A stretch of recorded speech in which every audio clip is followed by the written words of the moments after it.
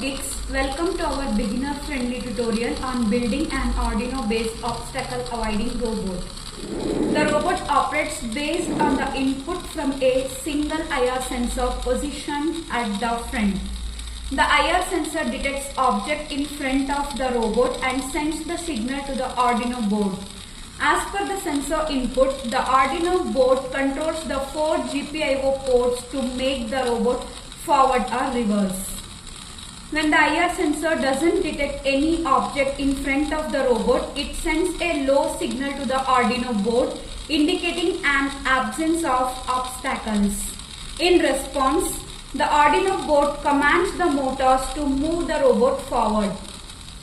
Similarly, when the IR sensor detects any object in front of the robot, it sends a high signal to the Arduino board indicating the presence of an obstacle. In response, the Arduino board commands the motors to move the robot backward to avoid the obstacle. Thank you.